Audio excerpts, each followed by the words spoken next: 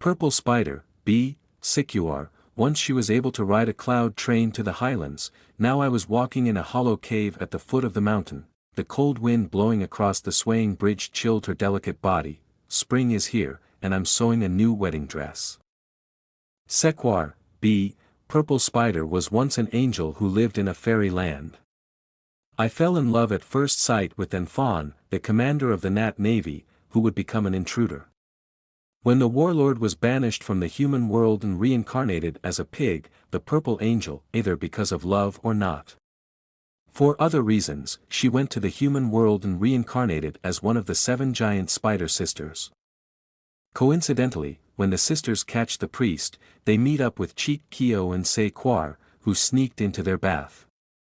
Pang Kyo's sisters, who were startled by Cheek Ku, signaled to their little monsters, and Cheek Ku also ran away. You have to bring back the monsters along with Wuxi. When Wugu was fighting Pai Yang Mo Quin, 100-eyed monster, he instructed Pong Ku to kill the sisters who helped him. Although he was able to kill the other sister helpers, he was unable to kill Ziquar. Just like that, Ziquar also escaped. But the 100-eyed monster flatly refused, so Wugu became angry and started killing the spiders. It's not the same as the game. This is also obvious. To deny 1,000 lives, they are cursed to be rejected by Ziquar. Out of the 7 sisters, Ziquar was released without a date. He was so shy that he refused because he didn't want to be punished by the gods. Ziquar, who died without knowing the true heart of Cheek Ku, daughter Cheek, who had faithfully given up that life for his elder brother without establishing a wife and family. These are all new stories written by the game. Here is the article from the game. The monk who came to the small hut in the forest began to receive alms. When he came near the village, he saw some women playing football in the courtyard. The women pushed him to the ground and lifted him up after inviting him to come to their house. They tied a rope and hung it upside down. A man climbing a tree noticed a light coming out, and looked at the source of the light. Therefore, when he summoned the land guardian spirit and questioned him, he found out that the light was from the hot springs occupied by 7 giant spiders. When he found out that he had broken water 3 times a day, Wugu turned into a hawk and stole all the clothes of the spiders. Seeing the women's clothes, Cheek kept asking and found out that 7 monsters were taking a bath. An overjoyed man immediately ran to the hot spring, took off his dark coat and jumped into the hot spring. Transformed into a giant catfish. The spiders tried to catch them, but they couldn't catch them successfully.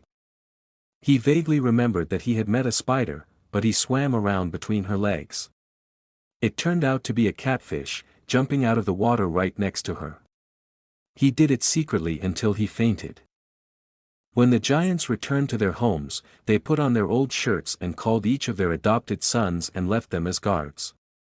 At the same time, Ping Cheek turned back the way he had come and returned to his brothers. The 3 brothers were able to fight and defeat the adopted sons' worms and save the monk. After that, without delay, they went to the Pawa temple, where they learned that the monk who had trained with the 7 spider monsters had been practicing his talents for 10 lifetimes. In addition, the spiders were also humiliated, so they took revenge for the spiders. In order for the monk to eat as well, he gave 4 cups of poisoned green water as a meal. However, Danwagong sees through their trick and knocks over the cups of green tea, defeating the spiders again, causing the spiders to flee. At the school sitting and drinking, Tao, teacher, he confronts Wugu, but Wugu instructs Cheek to go and fight the spiders on his behalf. Cheek Ku also waved the rake and defeated each of them and spared the youngest spider. Then, reliving the incident at their hot spring, he planted the rake in the ground and told them to run if they didn't want to die. One thing that is not written in the biography is that Sequar lived by eating the dead bodies of his sisters. That's why it's sad to feel more sorry for Cheek.